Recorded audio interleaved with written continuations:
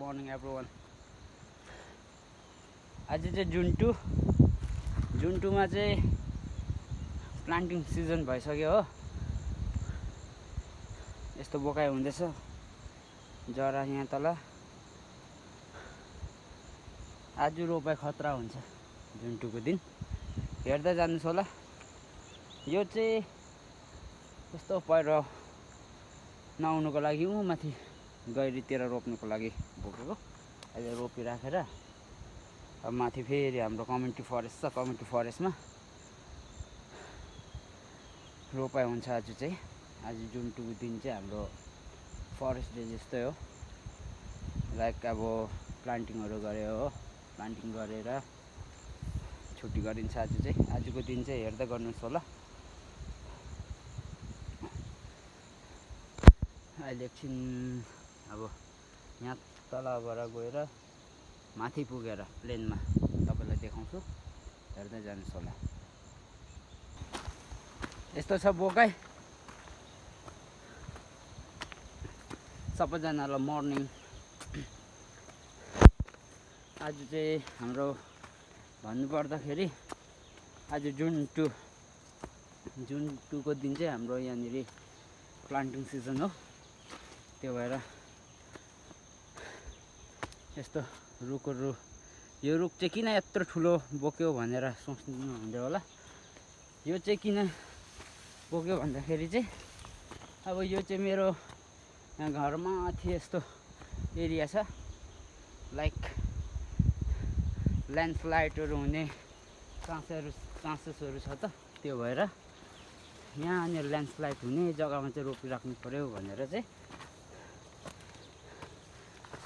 बोकिहिँडेको। जाग्छ जाग्दैन हेर्नुपर्छ अब।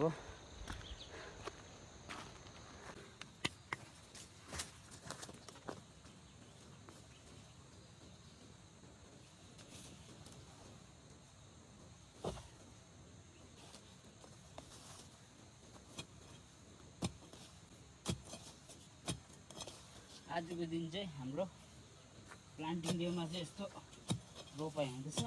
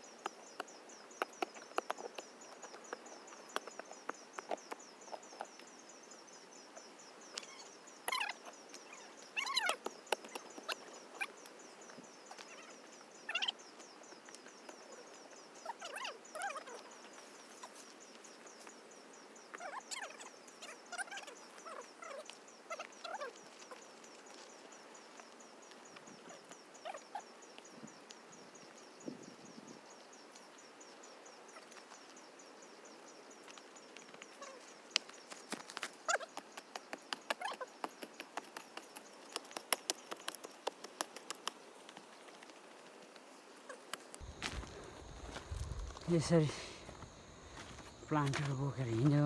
अब रोपिराख्नु मात्रै छ।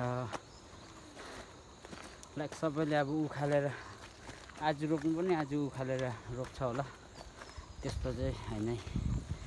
लाइक अगाडि नै रोप्ने भन्दा अगाडि चाहिँ पटमा रोपेर राख्नुपर्छ। प्लास्टिकको पट होस् जेसुकैमा पनि हुन त हुन्छ। लाइक भनौँ अब यस्तो फास्टफुड अब के भन्नु, कोका वाई म्यागी के प्लास्टिक हुन्छ त्यसमा रोपिराखेर पनि हुन्छ। पछि लाइक प्लान्टहरू रोप्दाखेरि सजिलो हुन्छ। आजको रोपाइ चाहिँ यस्तो हुँदैछ। हाम्रो एरिया चाहिँ प्लान्टेसन चाहिँ यस्तो हुँदैछ।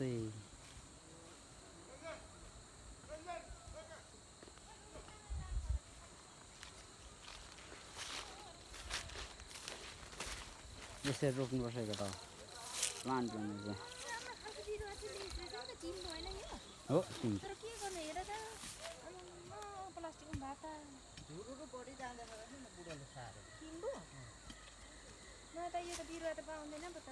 केटा हो सेभ द ट्रिज।